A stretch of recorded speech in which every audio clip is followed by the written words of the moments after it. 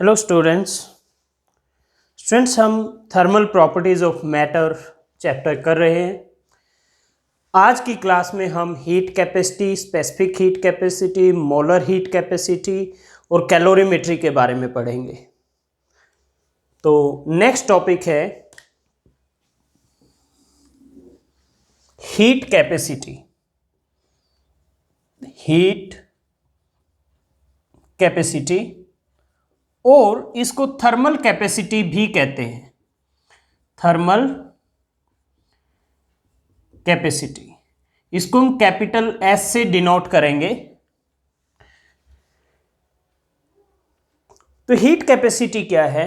मान लीजिए आपको कोई भी एक बॉडी दे दी गई है, उसका कुछ भी मास होगा m, तो उसका 1 यूनिट से टेम्परेचर इंक्रीज करने के लिए जितना हीट चाहिए उसको कहते हैं heat capacity of that body. 1 unit का मतलब है 1 डिग्री सेल्सियस और 1 डिग्री केल्विन। तो it is amount of heat required, it is amount of heat required to raise temperature of a body, to raise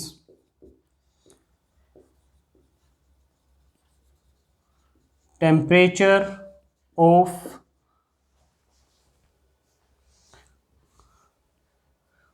a body by 1 unit.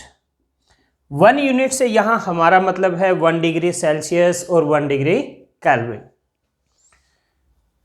If Q is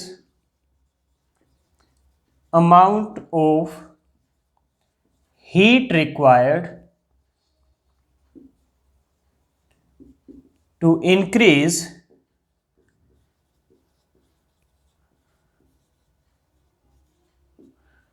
temperature of a body by delta T, then heat capacity S is equal to Q divided by delta T. Heat required to raise temperature of a body by 1 unit. 1 unit का यहां मतलब है 1 degree Celsius और 1 degree kelvin. Okay, unit क्या होगी S की? Unit of S is, Q क्या है? एनर्जी है, हीट एनर्जी, एनर्जी की जूल, और ये क्या है? टेम्परेचर, टेम्परेचर की केल्विन, तो जूल पर केल्विन। एस का डायमेंशन फॉर्मूला क्या आएगा? एनर्जी का होता है M L square T minus 2, और टेम्परेचर डाउन नीचे डिनोमिनेटर में है तो ऊपर जाके माइनस पावर के माइनस 1, के फॉर केल्विन। ये डायमेंशन फॉर्मूला होगा। तो इसके अकॉर्डिंग अगर बॉडी का मास ज्यादा होगा तो यूनिट डिग्री यानी 1 डिग्री से टेम्परेचर इंक्रीज करने के लिए हीट भी ज्यादा चाहिए होगी। ओके, तो एक नेक्स्ट क्वांटिटी अब हम डिफाइन करते हैं, specific heat capacity. Specific heat capacity, इसको हम C से लिखेंगे, इसको C से रिप्रेजेंट करेंगे। ये है amount of heat required to raise temperature of unit mass of a substance by 1 unit। Unit mass का मतलब है 1 किलोग्राम या 1 ग्राम, और 1 यूनिट ऑफ टेम्परेचर का मतलब है 1 डिग्री सेल्सियस और 1 degree kelvin. It is amount of heat required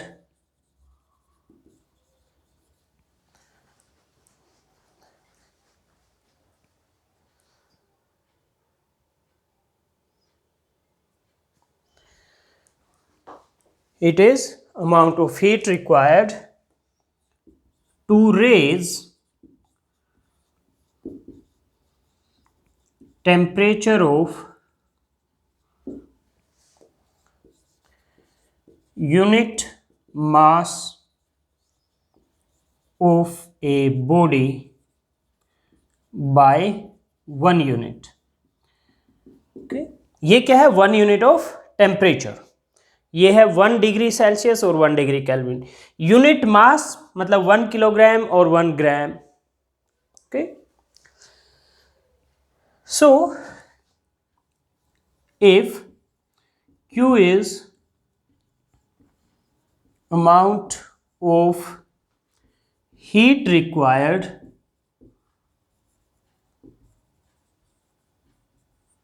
to raise temperature of mass m of a body by delta T. Mass m है बॉडी का और उसका टेम्परेचर डेल्टा टी से increase करने के लिए Q अमाउंट ऑफ हीट चाहिए आपको। Then specific heat capacity C, specific heat capacity जिसको हम C से रिप्रेजेंट कर रहे हैं, it is equal to Q by M delta T. Heat required per unit mass per unit increase in temperature. Okay, और Q by delta T क्या था आपका? S के इक्वल था, so it is equal to S by M, heat capacity per unit mass. तो C का unit क्या होगा? Q एनर्जी है तो joule, unit of C is joule, mass की होती है किलोग्राम, तो पर किलोग्राम पर केल्विन। और डायमेंशन फॉर्मूला क्या होगा? ये mL²T-2 डिवाइड बाय m, तो रह जाएगा L²T-2 K-1। तो यानी ये जो डायमेंशन फॉर्मूला था उसको मास m से डिवाइड कर दो तो जो बच गया वो C का डायमेंशन फॉर्मूला हो जाएगा। तो स्टूडेंट ये था स्पेसिफिक हीट कैपेसिटी। नेक्स्ट है molar specific heat capacity. Molar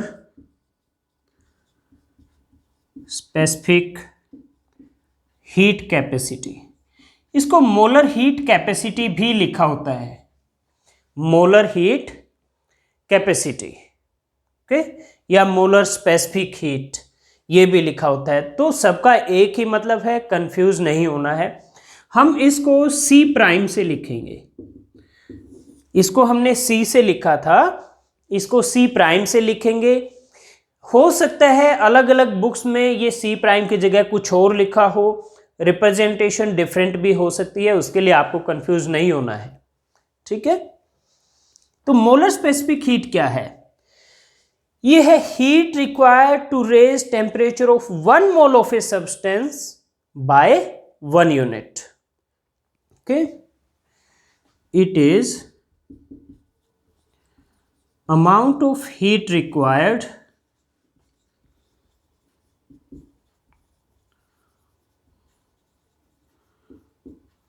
to raise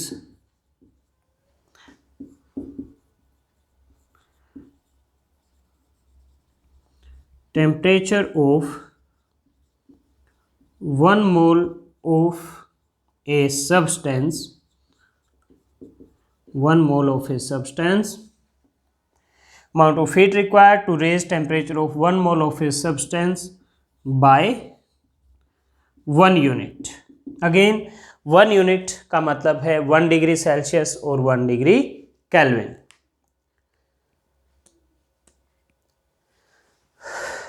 okay, तो if Q is amount of heat required to raise temperature of n mole of a substance, n mole of a substance by 1 unit by 1 unit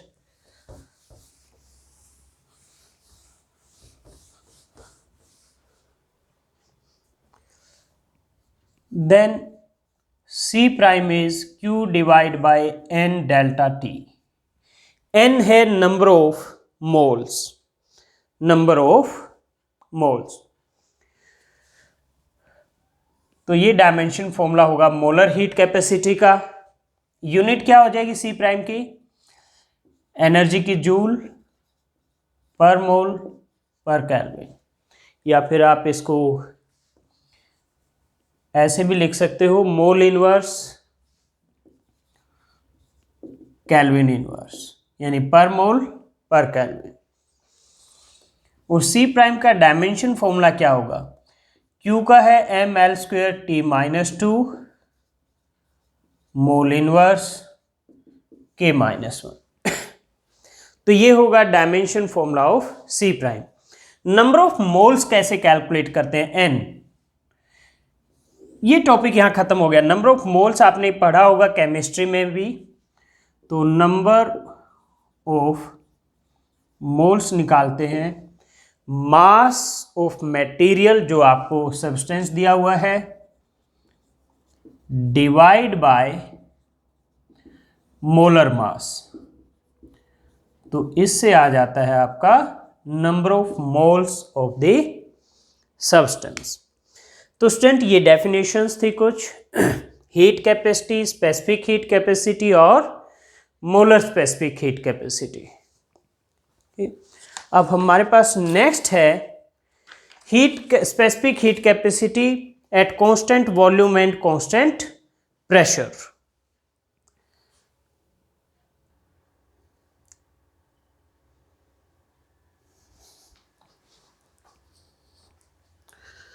students तो मैं पहले इसको clean कर देता हूं board को.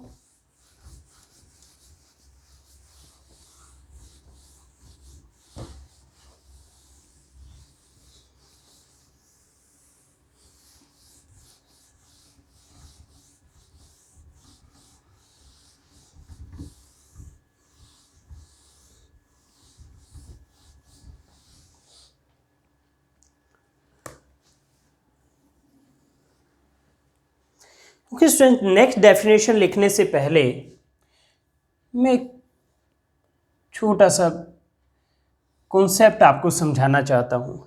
ये एक सिलेंडर है और सेम इसी तरह का सिलेंडर यहाँ पर है. ये पिस्टन है, ये पिस्टन है जो ऊपर नीचे ऐसे मूव कर सकता है. मैं इसमें क्या करता हूँ, वॉल्यूम कांस्टेंट रखूँगा, यानी इसको सिलेंडर को मूव नहीं करने दूंगा पिस्टन को ऊपर नीचे. इसमें मैं प्रेशर कांस्टेंट रखूंगा, यानी ये पिस्टन ऊपर नीचे मूव करे बेशक, लेकिन प्रेशर जो अंदर है वो कांस्टेंट रहना चाहिए. अगर मैं यहां नीचे से हीट करता हूं, क्योंकि मैं वॉल्यूम चेंज नहीं होने दे रहा, यानी ये जो पिस्टन है आपका इसको मैं ऊपर नीचे मूव नहीं होने दे रहा हूं, तो जितनी भी मैं हीट दूंगा वो किस काम में यूज होगी? अंदर जो भी सब्सटेंस है, वो मान लीजिए कोई गैस है, उसका टेम्परेचर बढ़ाने के लिए सिर्फ. लेकिन इसमें क्या होगा, अगर मैं हीट देता हूं तो मैं हीट दूंगा, अंदर प्रेशर बढ़ेगा, इसमें भी प्रेशर बढ़ेगा, लेकिन वॉल्यूम नहीं बढ़ रही है, इसमें वॉल्यूम कांस्टेंट है. ओके, क्या होगा, हीट करोगे, जो अंदर जो भी मॉलिक्यूल होंगे हीट होने की वजह से वो मोशन में आएंगे, प्रेशर बढ़ेगा अंदर. लेकिन वॉल्यूम कांस्टेंट रखना है, तो इसलिए क्या होगा, जितनी भी हीट एनर्जी दी आपने अंदर, वो मॉलिक्यूल ने एब्जॉर्ब कर ली, उनका टेम्परेचर बढ़ गया. तो यानी जितनी भी हीट एनर्जी इस केस में दे रहे हो, वॉल्यूम कांस्टेंट रखकर वो सारी की सारी एनर्जी टेम्परेचर बढ़ाने में यूज हो रही है. लेकिन यहां पर प्रेशर कांस्टेंट है.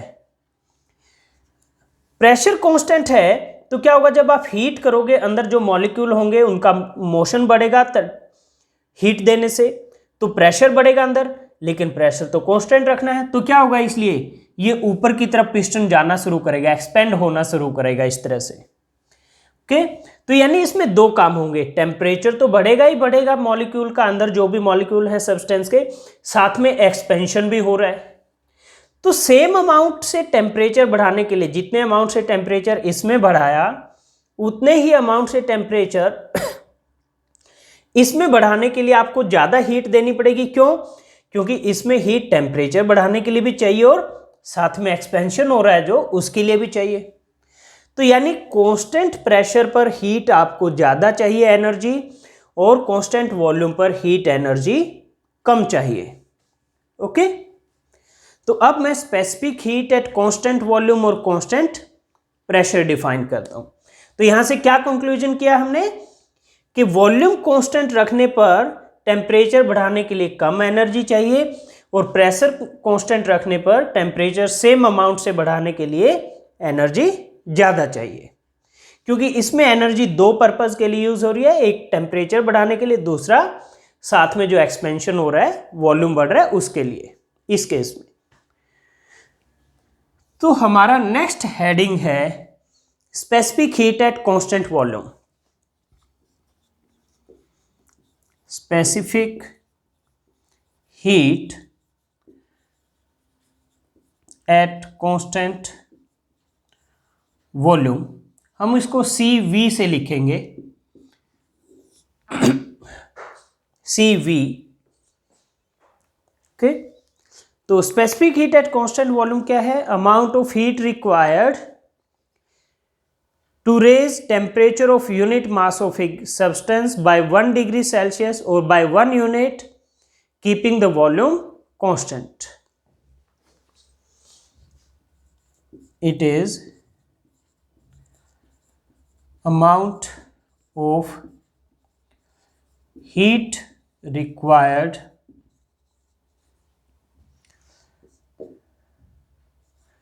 to raise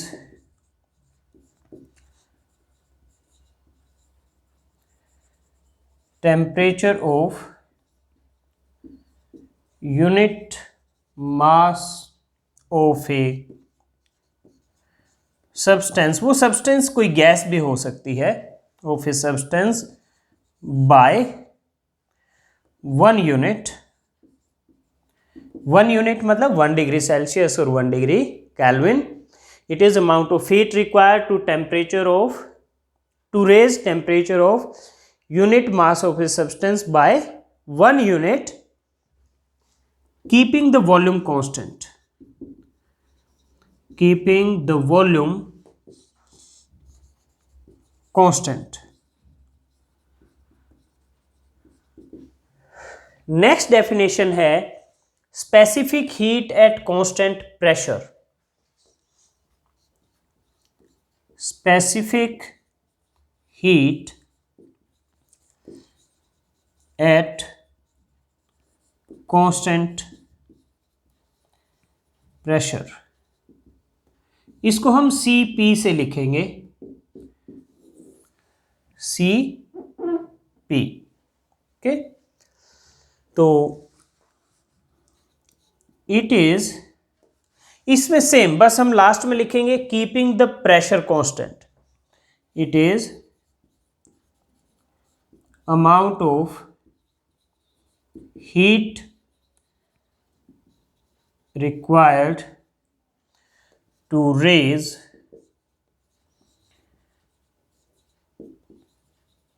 temperature of unit mass of a substance by 1 unit keeping the pressure constant, keeping the pressure constant।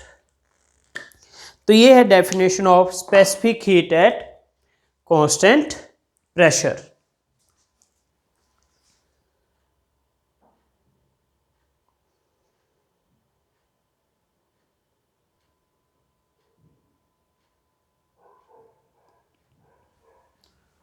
Okay, तो अब हम इस एक्सप्लेनेशन लिखेंगे।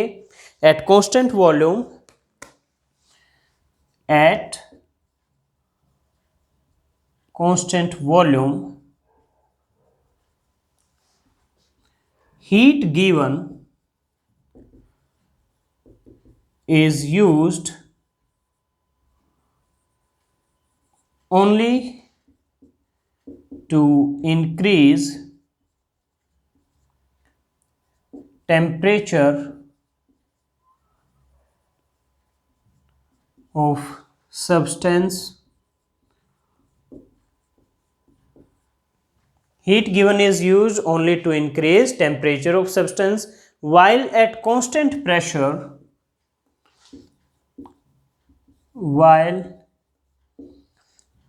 at constant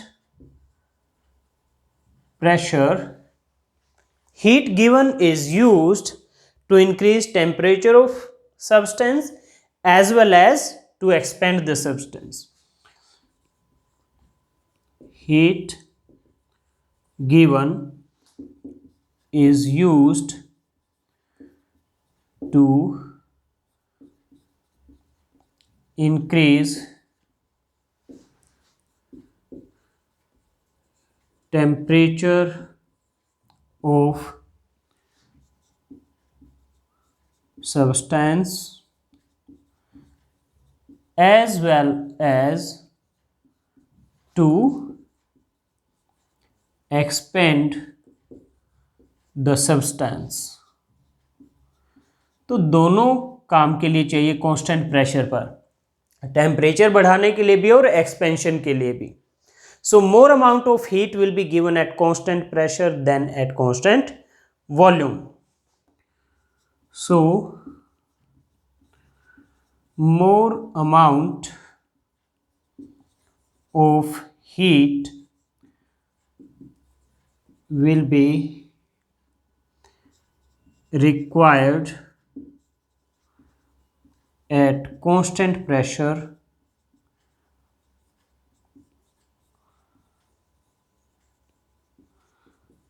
than at constant volume. So more amount of heat will be required at constant pressure than at constant volume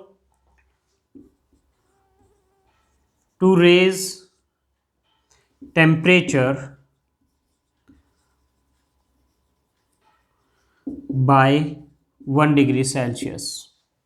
So that means specific heat Cp will be greater than Cv. क्योंकि specific heat क्या होता है, ये होता है Q by M delta T. तो delta T दोनों में सेम है 1 डिग्री सेल्सियस, Cp में भी और Cv में. मास भी सेम है, तो जिसमें Q ज़्यादा होगा उसमें C ज़्यादा होगा. और Q यानी एनर्जी रिक्वायर्ड किस में ज़्यादा है, कांस्टेंट प्रेशर पर, इसलिए Cp is greater than Cv. Okay, next definition है वाटर इक्विवेलेंट. मैं इसको इरेज कर देता हूं.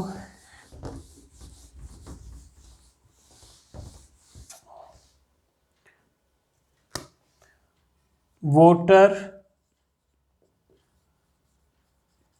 इक्विवेलेंट, वाटर इक्विवेलेंट क्या है?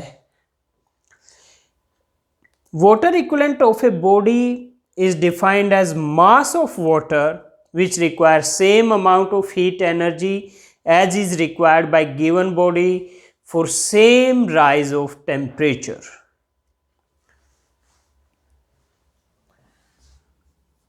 Water equivalent of a body is defined as amount of or mass of water which require the same amount of heat. Mass of water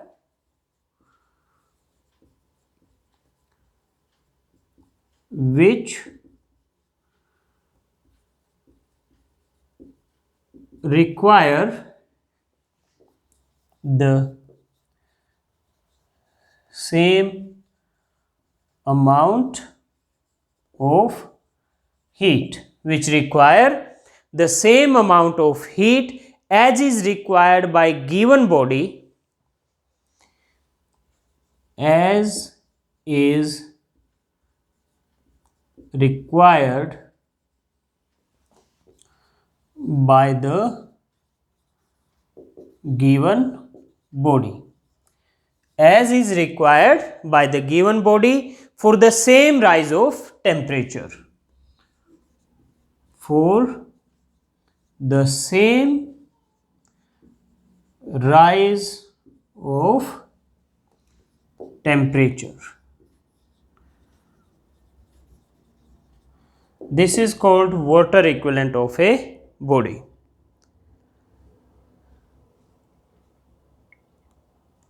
okay, तो ये water equivalent की definition हो गया। Next हमारा topic है calorimetry. ये काफ़ी important topic है।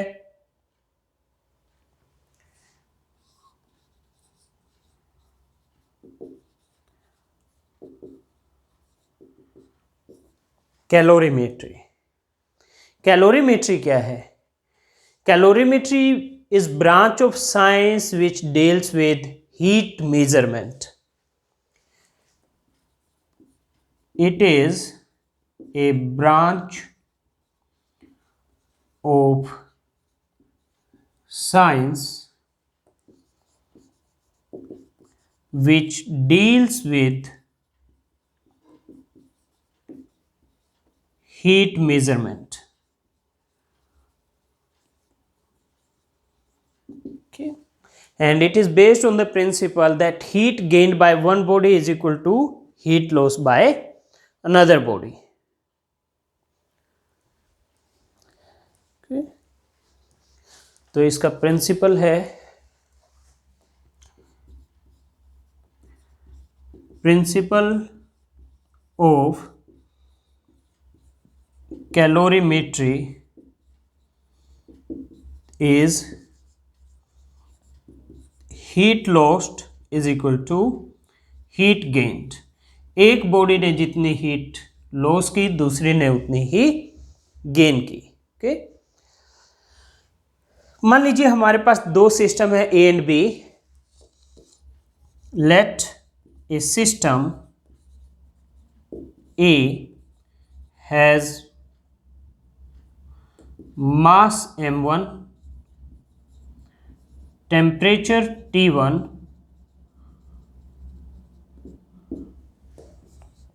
and specific heat capacity C1 and specific heat capacity C1। इसी तरह सिस्टम B है और A और B को आप कांटेक्ट में ले आए। ओके, तो is brought in contact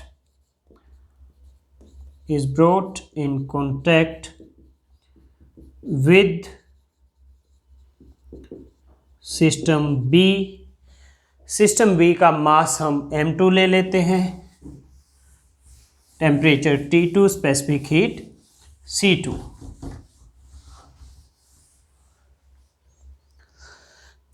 system B of mass m2,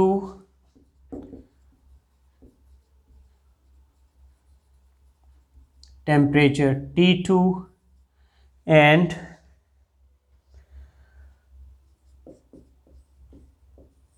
specific heat capacity C2।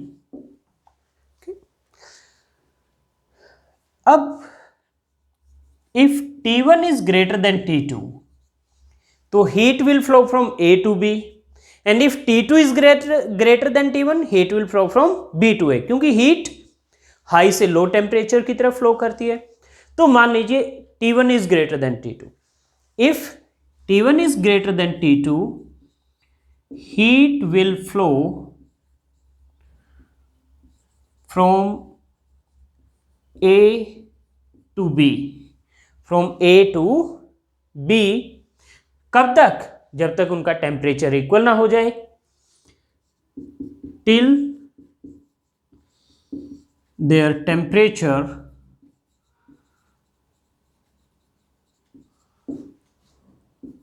become equal, till their temperature become equal.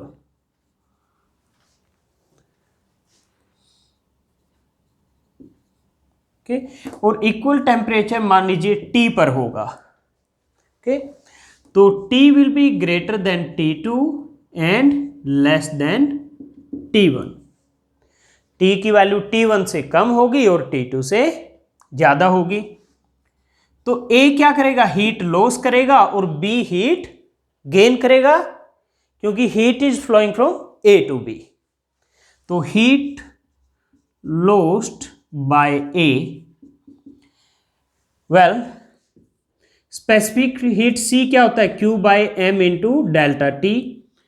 तो यहां से Q क्या आ जाएगा आपका, MC delta T. MC delta T, M है A के लिए M1, C है C1 और डेल्टा T क्या हो जाएगा, T1 minus T.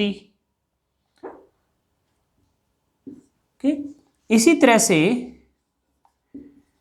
Heat gain by B वो क्या होगा, M2C2 T minus T2.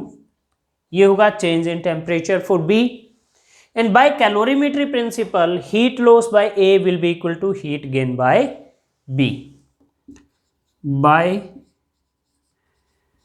Calorimetry principle heat lost by A equal to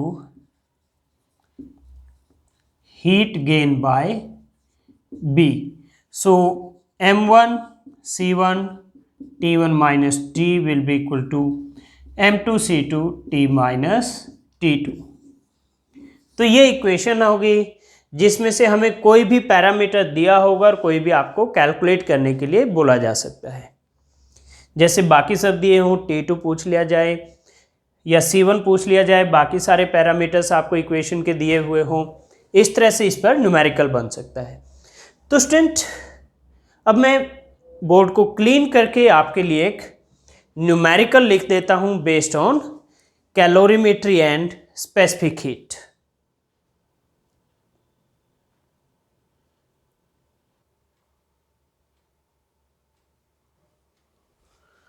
student मैंने आपके लिए एक क्वेश्चन लिख दिया है. क्वेश्चन का स्टेटमेंट है, ए sphere of aluminium of 0.047 kilogram is placed for sufficient time in a vessel containing boiling water so that the sphere is at 100 degree Celsius. एक स्फीयर है एल्यूमिनियम का बना हुआ, ये उसका मास है 0.047 किलोग्राम. उसको बॉइलिंग वाटर में डाल दिया. वाटर बॉयल कितने पर होता है, 100 डिग्री सेल्सियस पे, और सफिशिएंट टाइम के लिए रखा बॉइलिंग वाटर में, सो दैट जो ये एल्यूमिनियम का स्फीयर है उसका टेम्परेचर भी क्या हो गया, 100 डिग्री सेल्सियस. फिर क्या हुआ, फिर आगे कहता है, it is then immediately transferred to 0.14 kilogram copper calorimeter containing 0.25 kilogram of water at 20 degree Celsius. फिर कहता है इमीडिएटली एक कॉपर कैलोरीमीटर, जैसे मान लीजिए कॉपर का कोई कंटेनर है, उसका मास है 0.14 किलोग्राम और उसमें 0.25 किलोग्राम वाटर है और टेम्परेचर है वाटर का 20 डिग्री सेल्सियस. उसमें ये एल्यूमिनियम स्फीयर जो 100 डिग्री सेल्सियस पे था वो डाल दिया. कॉपर कैलोरीमीटर, कॉपर कंटेनर है, उसमें पानी है और जो पानी है उसका टेम्परेचर कितना है, ये है 20 डिग्री सेल्सियस, और उसमें 100 डिग्री सेल्सियस पर जो एल्यूमिनियम स्फीयर था वो डाल दिया. फिर क्या हुआ, the temperature of water rises and attains a steady state at 23 degree Celsius. Calculate specific heat capacity of aluminium. Specific heat capacity of water दिया हुआ है CW, W for water, 4.18 into 10⁻³ joule पर किलोग्राम पर kelvin. And specific heat capacity of copper, Cu copper का symbol होता है, ये दिया हुआ है 0.386 इंटू 10⁻³ जूल पर किलोग्राम पर केल्विन। तो स्टूडेंट ये है स्टेटमेंट। तो इसमें क्या है, आपके पास एक एल्यूमिनियम स्फीयर है 100 डिग्री सेल्सियस पर और उसका मास ये है m1 0.047, temperature T1 100 degree Celsius, वो एल्यूमिनियम का बना है, उसकी हीट कैपेसिटी निकालनी है। फिर उसको एक कॉपर कैलोरीमीटर जिसमें वाटर है 20 डिग्री सेल्सियस पर, उसमें डाल दिया। तो क्या होगा, जो वाटर और कॉपर कैलोरीमीटर हैं वो एल्यूमिनियम स्फीयर से हीट एब्जॉर्ब करेंगे और तब तक करते रहेंगे जब तक तीनों का टेम्परेचर सेम ना हो जाए, यानी एल्यूमिनियम स्फीयर, कॉपर कैलोरीमीटर और वाटर तीनों का सेम हुआ 23 डिग्री सेल्सियस पर। उसके बाद हीट ट्रांसफर बंद हो जाएगा जब तीनों का टेम्परेचर सेम होगा। तो कहता है जो एल्यूमिनियम स्फीयर है उसकी स्पेसिफिक हीट कैपेसिटी बताओ। तो T है जहां पर टेम्परेचर आपका तीनों का इक्वल हुआ 23, T2 20 डिग्री है। ये किसका टेम्परेचर है, वाटर है जो कॉपर कैलोरीमीटर में उसका। लेकिन क्योंकि वाटर जो है कॉपर कैलोरीमीटर में है तो कॉपर कैलोरीमीटर का भी इनिशियली टेम्परेचर क्या होगा, 20 डिग्री सेल्सियस ही होगा। तो इसलिए T2 20 degree Celsius, final temperature जहां सेटल हुआ वो 23 डिग्री, उसको T लिख दिया। M2 mass of copper calorimeter 0.14 kilogram, mass of water in calorimeter M3 0.25 kilogram. तो इसमें डेल्टा T एल्यूमिनियम स्फीयर के लिए क्या हो जाएगा, T1 माइनस T 100 माइनस 23 77, और इसके लिए मैं डेल्टा T प्राइम लिख देता हूँ, ये क्या होगा T माइनस T2 तो 23 minus 23 degree Celsius. Okay, degree Celsius. तो ये आपका डेल्टा T और डेल्टा T प्राइम हो गया। तो इसमें इक्वेशन क्या बनेगी, heat loss by aluminium sphere, Al ये एल्यूमिनियम का सिंबल होता है, heat loss by aluminium sphere in decreasing temperature from 100 to 23 degree Celsius, 100 degree Celsius to 23 degree Celsius, 100 degree Celsius to 23 degree Celsius. ये heat loss कहाँ use होगा, एक तो copper calorimeter का टेम्परेचर बढ़ाने में 20 से 23, और दूसरा कॉपर कैलोरीमीटर में जो वाटर है उसका टेम्परेचर बढ़ाने में 20 से 23 is equal to heat gain by copper calorimeter plus heat gain by water to increase temperature from 20 degree Celsius to 23 degree Celsius, 20 degree Celsius to 23 degree Celsius. तो heat loss by aluminium sphere क्या होगा, aluminium sphere का हमने मास m1 लिया है, MC aluminium delta T।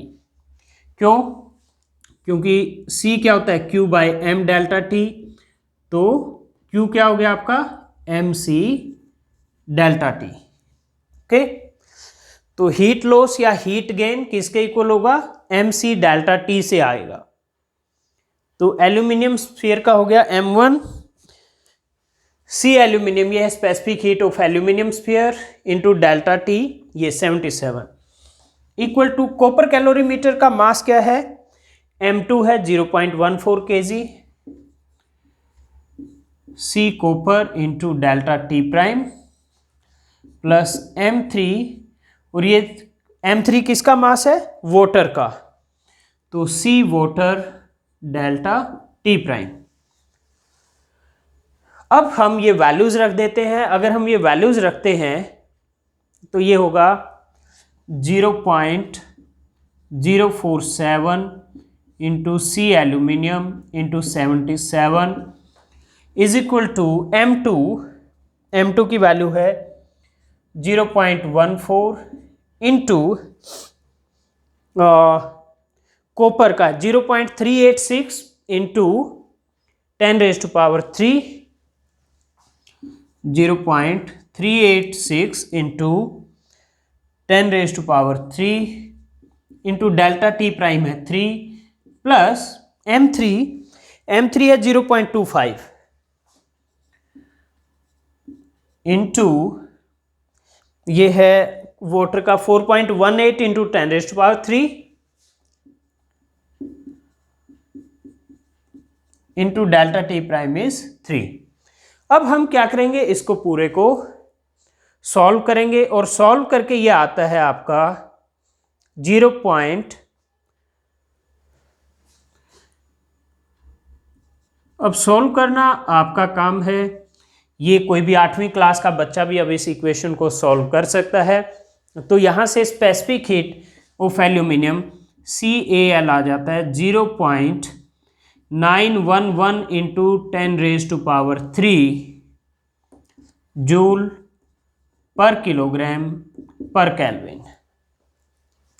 ये आपका answer आ जाएगा 0.911 इंटू 10⁻³ जूल पर किलोग्राम पर केल्विन। तो स्टूडेंट ये था प्रिंसिपल ऑफ कैलोरीमेट्री और उस पर बेस्ड एक न्यूमेरिकल। तो स्टूडेंट आज की क्लास में इतना ही। नेक्स्ट क्लास में हम नेक्स्ट टॉपिक शुरू करेंगे लेटेंट हीट। तो नेक्स्ट क्लास में आपसे मिलते हैं।